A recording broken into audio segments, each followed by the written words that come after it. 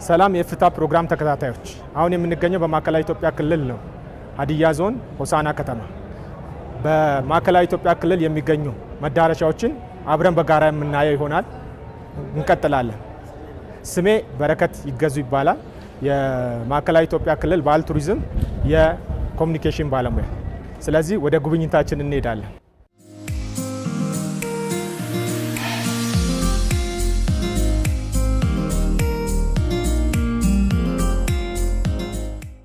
በማዕከላዊ ኢትዮጵያ ክልል በርካታ ክብረ በዓላት አሉ።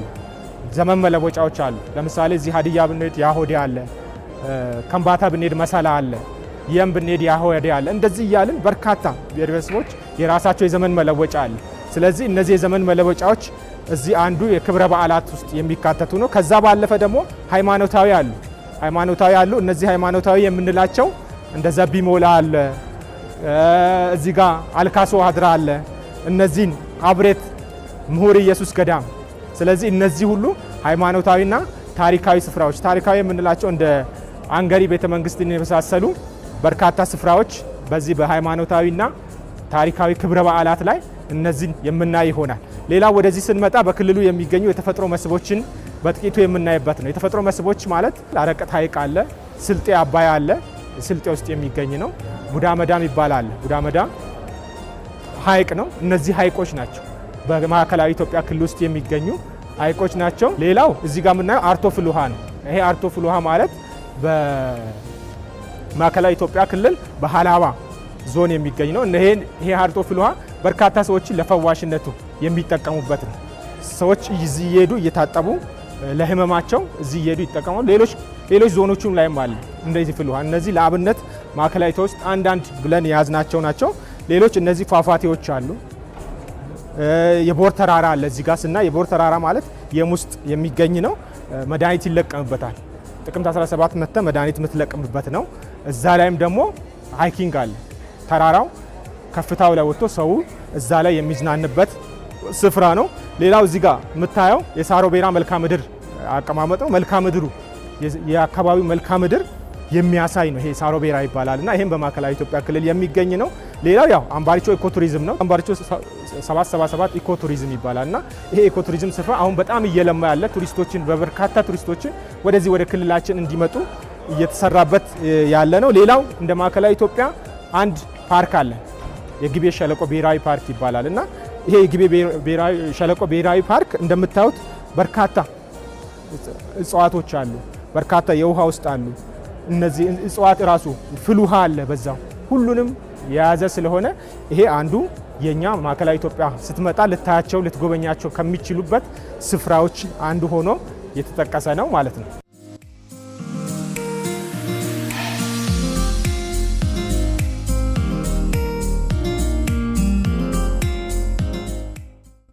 ሌላው በማዕከላዊ ኢትዮጵያ ከሚገኙት በርካታ መስህቦች አንዱ የሆነው የዚህ የቦር ተራራ ይባላል። የቦር ተራራ የም ላይ የሚገኝ የም ዞን ላይ የሚገኝ ነው። በየም ዞን ላይ የሚገኝ ነው። ይሄ ተራራ ላይ አንደኛ ሃይኪንግ ይጠቀሙበታል። ሁለተኛ ደግሞ መድኃኒት ይለቀምበታል። በየአመቱ ጥቅምት 17 መድኃኒት ይለቀማል። እዚህ ተራራ ላይ እንደምታዩት ሰዎች ወጥቶ መድኃኒት የሚለቅሙበት ነው። ሌላኛው ደግሞ እንደ ሃይኪንግም ይጠቀሙበታል። ስለዚህ ሁለት ፐርፐዝ አለው። ጥቅምት 17 ላይ መድኃኒት ይለቅሙበታል። እንደገና ሰውም እንደ ሃይኪንግ የሚጠቀምበት ነው። እዚህ ጋር የምናየው የላሞ ፏፏቴ ይባላል። ይሄ ጠንባሮ ልዩ ወረዳ ነው። ፏፏቴ ብቻ አይደለም ያለው ላሞ 1 ላሞ 2 ፏፏቴ እያለ 2 ፏፏቴዎች አሉ። ከዛ በኋላ ደግሞ ደን አለው። ስለዚህ ይሄ ደን ጋር አብሮ የተሳሰረ ፏፏቴ ነው ማለት። ስለዚህ ይሄ ላሞ ፏፏቴ ነው። ጠንባሮ ልዩ ወረዳ ይገኛል። እዚህ ጋር ስናይ ደግሞ ሌላኛው ሀደ ሸይጣን ሐይቅ ይባላል። ስልጤ ዞን ውስጥ የሚገኝ ነው። ይሄ ከለሩን ይቀያይራል።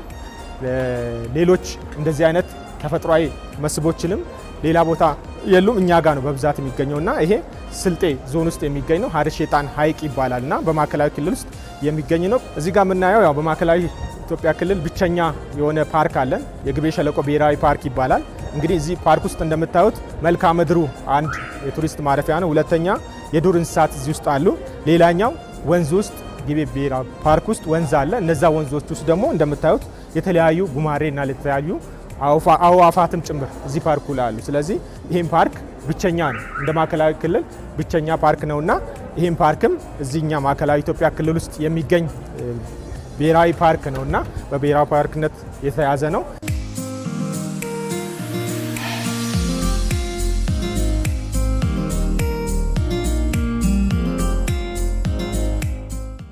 ሌላው እዚህ ጋር የምናየው ያው ደንቀሽ ሞላ ፏፏቴ ነው። ያው ቀቤና ልዩ ወረዳ ውስጥ የሚገኝ ነው። ይሄ ፏፏቴ እንደምታዩት መልክዓ ምድሩም ከኋላውም ያለው አለቶችን ውበቱን የፏፏቴን ውበት የሚያሳይ በማዕከላዊ ኢትዮጵያ ቀቤና ልዩ ወረዳ ውስጥ የሚገኝ ፏፏቴ ነው። ሌላኛው እዚህ ጋር የምናየው የማረቆ ልዩ ወረዳ የራጋ ማጋ የግጭት አፈታት ነው። ማህበረሰቡ ግጭቱን በባህላዊ መንገድ የሚፈታበት መንገድ ነው። ስለዚህ ራጋ ማጋ ይባላል እና ማረቆ ልዩ ወረዳ የሚገኝ አንዱ እሴታችን። ስለዚህ ሌሎች ብሔረሰቦች ጋርም የግጭት አፈታት አሉ፣ ግን እንደ አባይት እንደ ዋና አድርገን ይሄኛውን ለእናንተ ለማሳየት የመጣንበት ነው። እንደ የግጭት አፈታት አንዱ መንገድ ነው ማለት ነው። ሌላው እዚህ ጋር የምናየው በማዕከላዊ ኢትዮጵያ ክልል ውስጥ ከሚገኙ መስህቦች አንዱ የሆነው ጤ ዓለም አቀፍ ቅርስ መካነ ቅርስ ነው። በምስራቅ ጉራጌ ይገኛል እና ይሄ ያው አንደኛ በዩኔስኮ የተመዘገበ ነው መካነ ቅርሱ። ስለዚህ አሁን ላይ እየለማበት ነው። አንዱ ኢኒሼቲቭ አድርገን እያለማን ያለ ነው መካነ ቅርስ ነውና በርካታ ቱሪስቶች ወደዚህ እየመጡ ጉብኝት የሚያደርጉበት ነው። በዩኔስኮም የተመዘገበ ነው። ስለዚህ እኛ አዲሽናል ስራዎችን አሁን እንደ መንግስት ትልልቅ አድርገን ከምንሰራቸው ፕሮጀክት ውስጥ አንዴ ይሄን የማልማት ስራ እየሰራ ነውና መዳረሻዎች ሌሎች እስከ 3 ቢሊዮን ብር ተመድቦበት ኢንቨስት እየተደረገበት ያለ ነውና አንዱ በዩኔስኮ የተመዘገበ በማዕከላዊ ኢትዮጵያ ክልል ውስጥ የሚገኝ መዳረሻ ስፍራችን ነው ማለት ነው።